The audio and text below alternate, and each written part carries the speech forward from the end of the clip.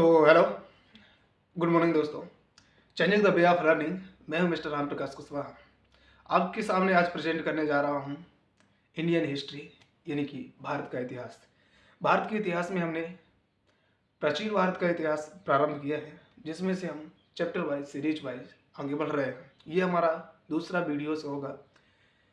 हमने पिछले वीडियो में आपको बताया था जो भी वहाँ से एमसीक्यू बनने वाले हैं, जो भी प्राक ऐतिहासिक काल, पाषाण काल के बारे में, जो भी पाषाण काल, पूरा पाषाण काल, मध्य पाषाण काल और पाषाण काल के से जितने भी जितने भी एमसीक्यू बनते हैं, उन सभी के बारे में हमने चर्चा की थी। आज हम आगे की चर्चा करेंगे। आज हम सिंधु घाटी सभ्यता के बारे में जानेंगे, आद्य ऐतिहासिक काल। तो आइए स्टार्ट करते हैं। इससे पहले आप हमारे वीडियोस को लाइक कर दें, शेयर कर दें आप अपने यार मित्र और चाहने वालों के साथ, और ज़्यादा से ज़्यादा वीडियोस को देखें और आप अपने करियर में आगे बढ़ें। तो इसी के साथ आइए स्टार्ट करते हैं। तो सिंधु घाटी सभ्यता में पहला, जैसा कि आप जानते हैं कि हम एमसीक्यू बेस्ड सीरीज चला रहे हैं, तो सिंधु घाटी सभ्यता का पहला ही क्वेश्चन यहाँ से पूछा जाएगा आपका कि सिंधु घाटी सभ्यता का समय काल माना जाता है। तो आप टिक लगाएंगे 2500 ईसा पूर्व से लेकर 1750 ईसा पूर्व तक का समय सिंधु घाटी सभ्यता का समय माना जाता है। ये आद्य ऐतिहासिक काल का समय माना जाता है। अब टेक लगाएं। इसके बाद आगे बढ़ते हैं। इंपॉर्टेंट क्वेश्चन जो भी पूछे जाते हैं, और तो इसी के साथ अगला क्वेश्चन आपसे ये पूछा जाता है, आपको किसी भी किताबों में ज़्यादातर नहीं मिलेगा। यूपीएससी वगैरह की अगर आप तैयारी करते हैं तो ज़रूर आप देखा होगा आपने क्वेश्चन। आपसे पूछा जाएगा कि विश्व की एक ऐसी सभ्यता का नाम बताइए जो सिंधु नदी तंत्र, यानी कि पूरे सिंधु नदी तंत्र में फैली हुई सभ्यताओं में से एक थी। उसमें ऑप्शन था मेसोपोटामिया की सभ्यता, सीरिया की सभ्यता, मिस्र की सभ्यता और सिंधु घाटी सभ्यता।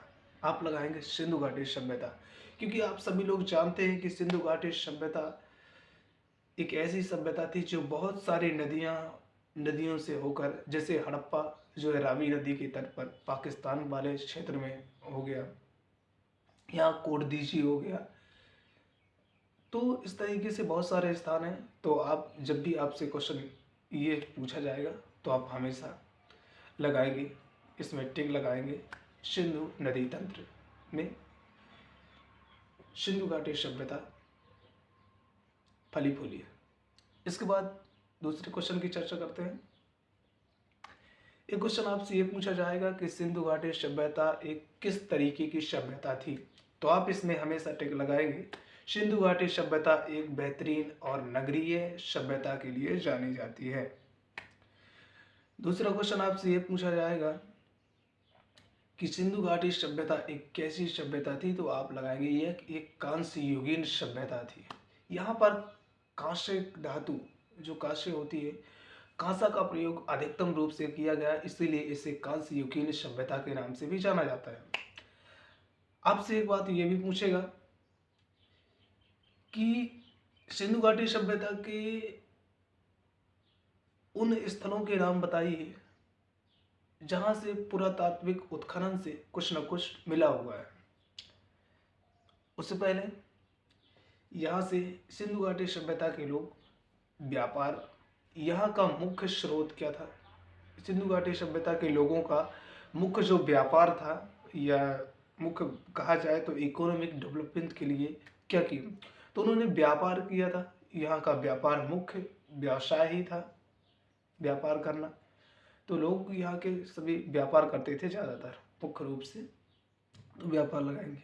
एक क्वेश्चन और पूछा जाता है यहाँ से, जो सिंधु घाटी सभ्यता के लोग थे मित्रों, वो सोना, चांदी, कांसा आदि धातुओं से तो परिचित थे, लेकिन आपको ऑप्शन में हमेशा देगा, लास्ट ऑप्शन में, लोहा। तो जब भी आपको लोहा धातु से परिचित नहीं थे सिंधु घाटी सभ्यता के लोग। अब ध्यान रखिएगा, ठीक है।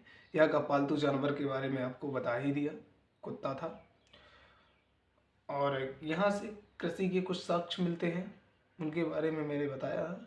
ये एक क्वेश्चन और आपसे यहाँ से पूछता है सिंधु घाटी सभ्यता से, मैं बता ही दूँ।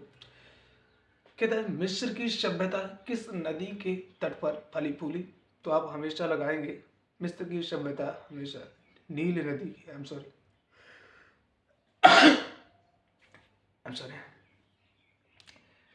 तो आपसे पूछा जाएगा कि मिस्र की सभ्यता किस नदी के तट पर फूली फली? तो आप हमेशा इसका आंसर लगाएंगे नील नदी के तट पर। एक क्वेश्चन और आपसे पूछा जाता है मेसोपोटामिया की सभ्यता एक किस तरीके की सभ्यता है? क्या नगरीय सभ्यता है या ग्रामीण सभ्यता है? तो जब भी आपसे पूछा जाएगा कि मेसोपोटामिया की सभ्यता कैसी है, तो आप लगाएंगे यह एक ग्रामीण सभ्यता है, लेकिन सिंधु घाटी सभ्यता एक नगरीय सभ्यता है। और जब भी आपसे पूछा जाएगा सीरिया की सभ्यता एक कैसी सभ्यता है, तो वो भी एक ग्रामीण सभ्यता है। अगर क्वेश्चन ये पूछा जाए आपसे कि सिंधु घाटी सभ्यता की तुलना क्या मेसोपोटामिया की सभ्यता से की जा सकती है, ध्यान से सुनिएगा इस क्वेश्चन को, तो आप लगाएंगे नहीं की जा सकती। लेकिन अगर क्वेश्चन ये पूछे कि क्या सिंधु घाटी सभ्यता की तुलना मेसोपोटामिया की पश्चिमी सभ्यता से की जा सकती है, तो बिल्कुल लगाएंगे यस। ओके, ठीक है। इसके बाद अगला क्वेश्चन यहाँ से बनेगा जो उसके बारे में चर्चा कर लेते हैं। कुछ स्थानों के बारे में पूछेगा किस जगह पर कौन सा, इसके बारे में आपको बता दूं मैं कि सिंधु घाटी सभ्यता जो थी वो पाकिस्तान बलूचिस्तान यहाँ भारत में पंजाब हरियाणा से लेकर गुजरात नीचे महाराष्ट्र में दायमाबाद, यहाँ पाकिस्तान में सुतकांगेडोर, ऊपर मांडा और नीचे जो है आलमगीरपुर उत्तर प्रदेश तक फैली हुई थी।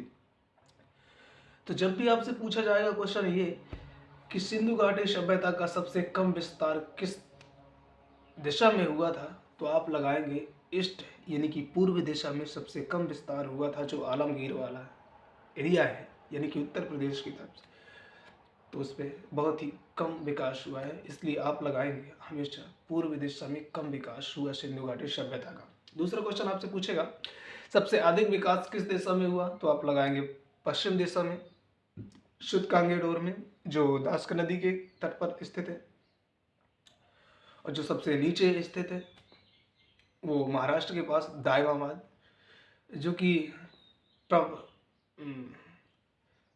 प्रवरा नदी के तट पर स्थित है। इसे गोदावरी नदी की ये सहायक नदी है, तो अगर आपको प्रवरा नदी कभी ना हो तो आप गोदावरी नदी लगाएंगे, दायमाबाद गोदावरी नदी के तट पर स्थित है। जब भी आपसे पूछा जाएगा आलमगीरपुर किस नदी के तट पर स्थित है, तो आप लगाएंगे हमेशा हिंडन नदी। और जब भी पूछा जाएगा आपसे मांडा किस नदी के तट पर है, तो मांडा हमेशा चेनाब नदी के तट पर बसा हुआ है। यहाँ से बने वाले क्वेश्चन। और आपसे पूछा जाएगा कि सिंधु घाटी सभ्यता का किस आकार में फैली हुई थी, तो आप हमेशा लगाएंगे उस पर टिक लगाएंगे कि सिंधु घाटी सभ्यता हमेशा त्रिभुजाकार आकार में फैली हुई थी। ओके, इसके बाद आगे चलते हैं। आपसे दूसरा क्वेश्चन ये पूछा जाएगा,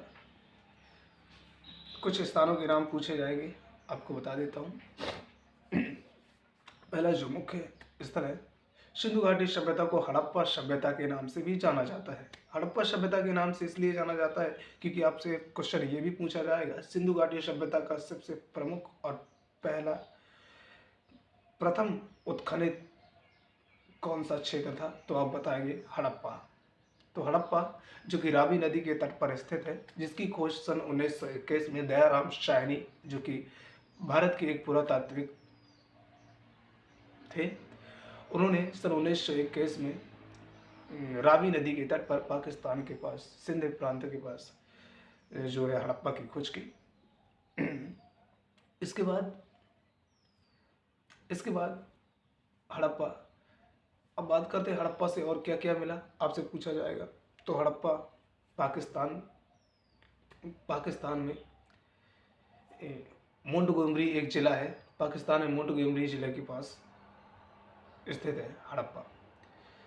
हड़प्पा से आपसे पूछेगा क्या क्या मिला, कुछ चीज़ों के बारे में पूछेगा हड़प्पा से क्या क्या मिला। तो हड़प्पा से एक लघु स्नानागार मिला है। लघु स्नानागार, जब आपसे पूछेगा विशाल स्नानागार कहाँ मिला तो आप लगाएंगे मोहनजोदाड़ो, लेकिन जब आपसे पूछा गया जाएगा लघु स्नानागार कहाँ मिला तो आप लगाएंगे कहाँ पे, हड़प्पा में, रावी नदी के तट पर। ठीक है। और यहाँ से एक काशी की मातृ देवी की एक मूर्ति मिली हुई है हड़प्पा से। और यहाँ से एक कांसे की मूर्ति मिली हुई है, नर्तकी की नहीं लगाई है, मातृ देवी की। और यहाँ के लोग मातृ देवी की पूजा पर विश्वास करते थे, यानी कि देवी देवताओं की पूजा करते थे। कभी अगर आपसे ये क्वेश्चन पूछ जाए तो देवी देवताओं की पूजा ये लोग करते थे, सिंधु घाटी सभ्यता के लोग। ठीक है। ठीक है, इसी के साथ हम इस वीडियो में विराम लेते हैं और अगले वीडियो में मिलेंगे, उसमें चर्चा करेंगे किन स्थानों से क्या मिला, जैसे कि हड़प्पा, मोहनजोदड़ो, ऐसा करके सभी के बारे में एक एक करके क्वेश्चन एमसीक्यू वगैरह के बेस में आपको बताएंगे। और आप देखते रहिए, इसी के साथ अगले वीडियोस में मिलेंगे, अगली सीरीज में। इसी के साथ अपने दोस्तों के पास शेयर करते रहिए और वीडियो को लाइक जरूर करते रहिए। तो thank you, best of luck.